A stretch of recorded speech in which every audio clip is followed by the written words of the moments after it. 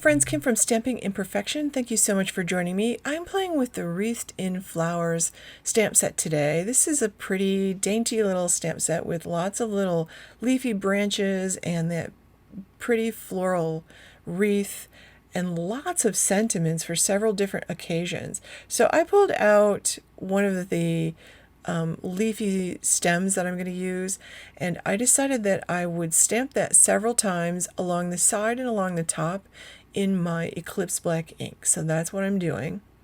I'm using a clear block. I feel like I haven't used a clear block to stamp in a really long time, so I feel a little rusty at this. I always use my stamp positioner, and I could have done this on my stamp positioner, but it would have been more work because I would have been cleaning the stamp in between moving it, and this was quicker. And I didn't get a couple of those images perfect like that last one. I'll fix those with my journaling pen after I color that in. And my colors today for the first card are very much inspired by fall. So I do like to get the ink off my stamps as soon as I can, although I've never had the Maker Forte Eclipse Black ink stain my stamps, believe it or not. So here you can see I've got yellows, I've got some reds, I've got some oranges, I've got some greens. I've got YR 18 and 14 that I use for the oranges, YR 27, 24, 23, and 21 that I used for the yellows in a couple different combinations. Now those are little tiny leaves, so I'm only doing two colors in each one, a darker one and a lighter one. So I just want to get a variety of colors here.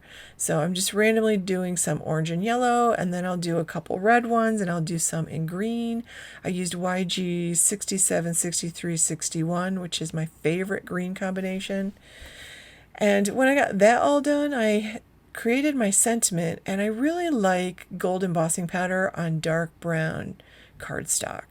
So that's what I'm doing. I'm using my clear embossing ink, and I'm just going to stamp that a couple of times on that brown cardstock, and then I'm going to cover that in gold embossing powder and heat away. So whatever your favorite embossing powder is, or whatever you have in your stash, that's what you use. I'm going to heat set that with my heat tool, and I will then cut that down to size. And once I got it cut down and I placed it on the card front, I realized I want some gold behind that. So I could not find my gold specialty cardstock. It's here somewhere on my cart, but I just can't locate it. So I'm going to make some. So I just used my ink pad directly onto that brown paper, covered it in the gold embossing powder. I'll just heat set it, and then I can cut that down to fit around that sentiment.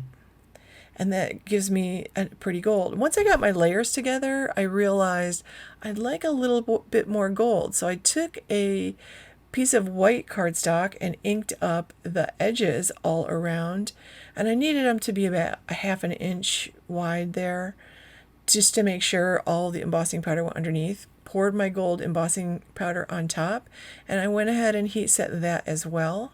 So I sort of created my own gold cardstock, which perfectly matches now my sentiment and the piece I created to go around the sentiment.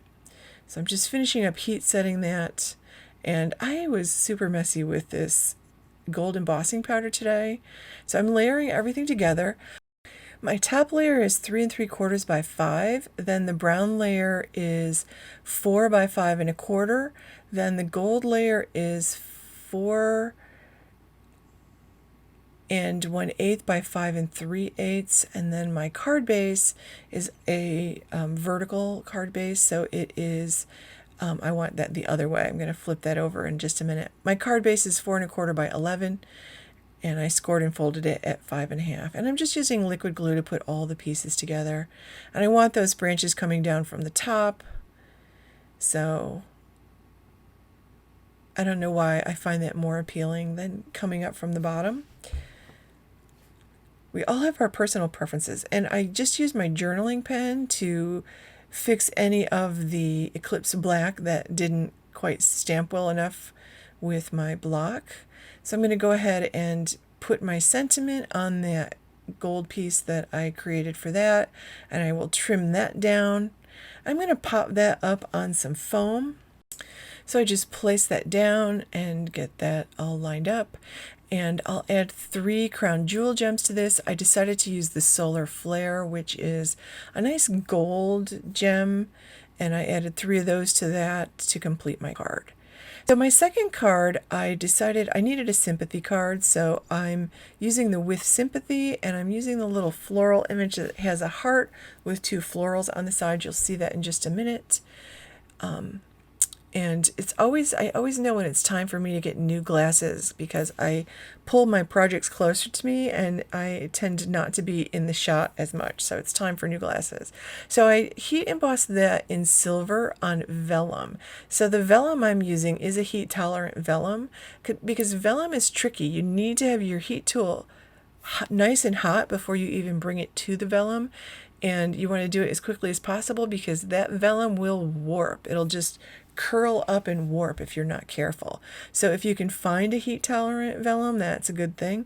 If not, use your regular vellum, but keep your heat tool moving. I keep my heat tool about 10 inches above the vellum, and I have it nice and hot before I even get started. So one of the things I wanted to add a little detail on this vellum, and that is a little die cut detail. So I pulled out a stitch die.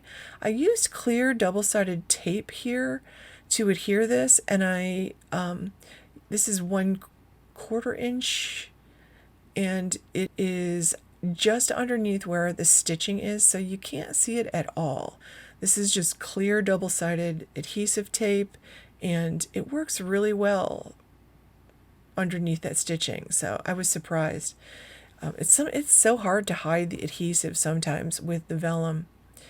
And I'm just using now the Flower Power slimline paper. I didn't even cut that down or anything. I'm just sticking it to my card base. And I'm adding a 1/2 inch black strip.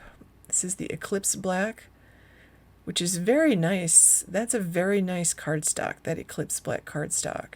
And I did cut a piece to fit and just show a little black border around my sentiment. I'm going to pop that up on some foam. I'll add one of those shaped hearts, and that will complete my card. I'll put links below. I would love it if you give this video a thumbs up and subscribe to my channel if you're not already subscribed. Thank you so much for watching, friends. Have a wonderful day.